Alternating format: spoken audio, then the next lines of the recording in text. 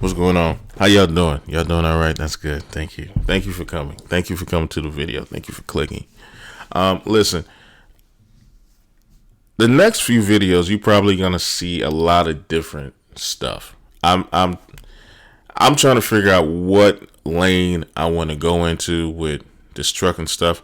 Kind of trying to see what type of videos I'm gonna be recording for people. If y'all want to see anything like in particular, please leave that in the comments. Make it a little easier on me so I kind of know what y'all looking for. I keep getting new comments. I keep getting new subscribers.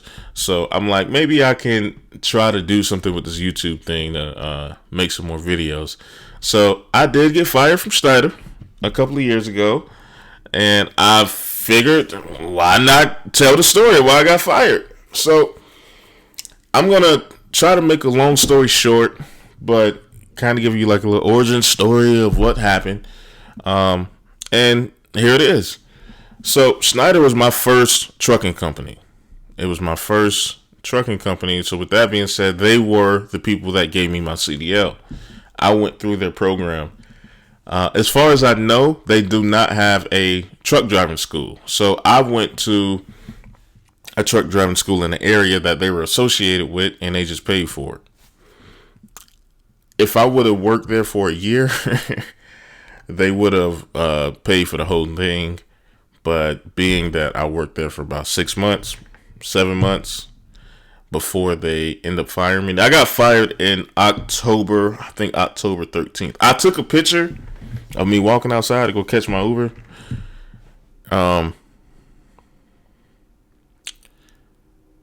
Yeah, man, it was a bad day. Yeah, I took a picture outside in front of the sign.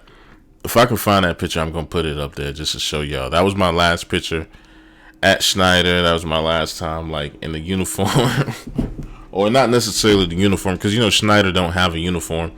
But I was able to get a Schneider shirt, like a shirt that says Schneider on. I felt official. I'm a person that like uniforms, so that was as uniformy as it was gonna be. But so I went through the training school. My bad. I went through training school, got my CDL, and I went to Coraopolis, PA. So how the boat training works is you either going to go to Texas or you're going to go to PA, depending on where you at geologically in the country. I go to PA, Coraopolis, Pennsylvania. Texas, I don't know what part you go to. You got to Google it. You got to find it out on your own if you are closer to that area. But yeah, I went to PA. I was there for 2 weeks. The training, look, Schneider got some good training. I've done tanker other places, and the other places I do not feel like was as in depth as Schneider was. And yeah, I mean, it just wasn't. It just was not.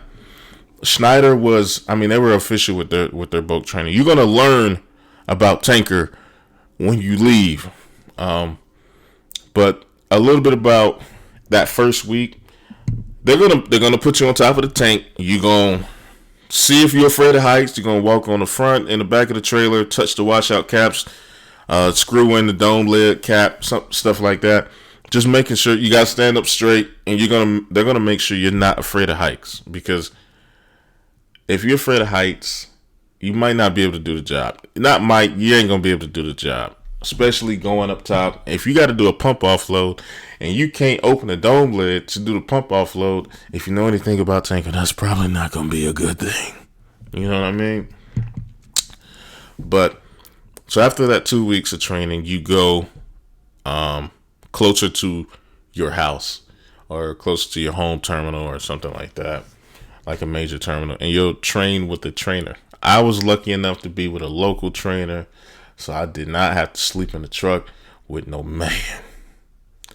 That training for me lasted about 2 weeks, and we were just doing real life events, just going through chemical plants, learning the lingo, just talking to the customers, getting the paperwork signed, just basic stuff. We was doing a job.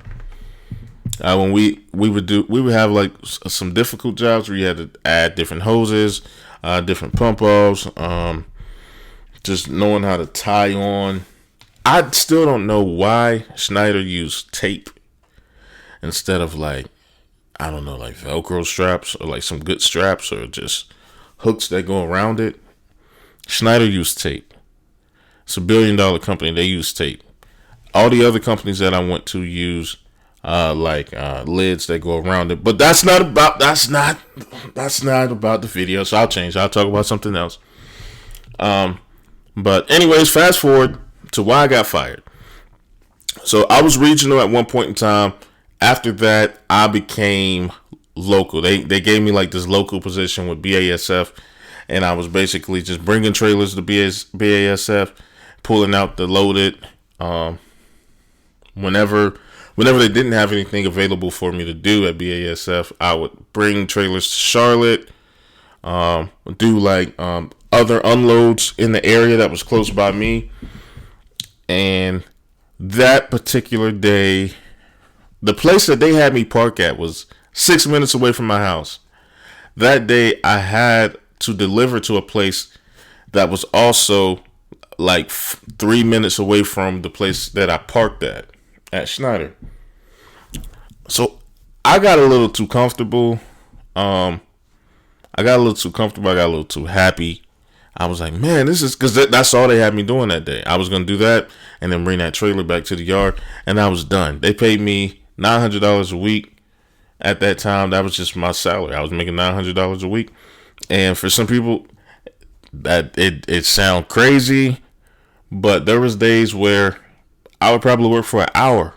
I was doing other stuff when I was working for Schneider. Like when I was local, I was doing other stuff and making money doing other things. And I honestly like that. There would be some days where I did work long, but it would be like one day, and sometimes it wouldn't be. But anyways, I had a load going right up the street. So I get in the truck, I get to the chemical plant, I pull to the gate. The gate says all trailers must be drop weight. So I'm like, all right, whatever. I pull on the scale, I get out the truck, and I start, doing the procedures to drop my trailer. I lower the landing gear, I pull the kingpin, and I do the hooks, the air hoses. The guy comes out, he's like, hey man, you don't have to worry about doing that. You don't have to worry about drop weighing it. That's for other people. I'm like, oh, okay, this is a chemical plant. I'm not really sure. No driver has come on that side, so I was just like, all right, whatever. So I put the air hoses back up, and I raised up the landing gear like a little bit. I didn't put it all the way back in, but it wasn't like halfway either. But whatever. I raised up the landing gear, and I went into the scale house, and me and the guy was talking. We were talking about Zion Williams at that time. We were just talking a little bit about basketball and then all that good stuff. And he tells me where I need to park at. I walk back around the truck. I get in the truck, crank it up, push in the brakes, put the truck in drive, and I creep just a little bit before I hear this doot doot boom. I'm like, what's that noise? Well, I look back, I slam on the brakes, put the truck in brakes, and I look behind me, and I see like the airlines were still hooked up to the trailer. Nothing had broken on that end, but I see the air hoses still hooked up, and I'm looking out the window like, oh shoot, I'm about to get fired. I just started panicking. I'm in the truck still. I call my dispatcher like, hey, listen, you're probably gonna hate me right now, but I just dropped this trailer on a scale. And she's like, all right, is everything okay? Are you all right? I'm like, yes, I'm all right. But I'm not all right mentally. Like, I just dropped this trailer. Like, what's about to happen? Y'all about to fire me. She was like, no, don't rush to accusations. Don't do that yet. Just let me give you a call back. She calls back. She's like, we got a tow truck coming. Blah, blah, blah. But in the meantime, those guys are trying to help me get the trailer back lifted up. They use a forklift, and we were just, if you've dropped the trailer, you know what it's like trying to raise up that thing again. And I realize that dropping the trailer is bad. It's something that people are gonna look at and kind of laugh at, but it's a part of trucking. Like, you either gonna see a trailer drop before, or you're going to drop a trailer on accident. You're gonna high hook. It's kind of a part of it. It's just when you do it, it might be a big deal sometimes, but it's dropping a trailer is not okay, but it is a part of trucking, and it's something that you don't need to panic about. You know what I mean? It just is what it is. You know what I mean? But I want people to know that take your time, be safe when you are hooking up and unhooking. Make sure you have your procedures that you go through, and remember, do not ever not miss those steps. But that is why I got fired from Schneider. I got fired the next day, and I've never worked there ever since. So I just want to let people know, listen, Schneider's not a bad company. I'm not going to badmouth them or nothing like that. They did what they had to do to protect themselves. And after that, I went with a lot better trucking company that paid a lot more money. And I was able to touch a lot more states, because Schneider wouldn't make me OTR at the time. They just kind of kept me regional. But I just want to say Schneider was a great company. I can see the good and the bad at every company, or I can give people their props when it's necessary. But thanks for coming on and clicking the video. Like and subscribe, please. Leave comments again. Let me know what you guys want to see so I can make that content. Be easy. Have a good one.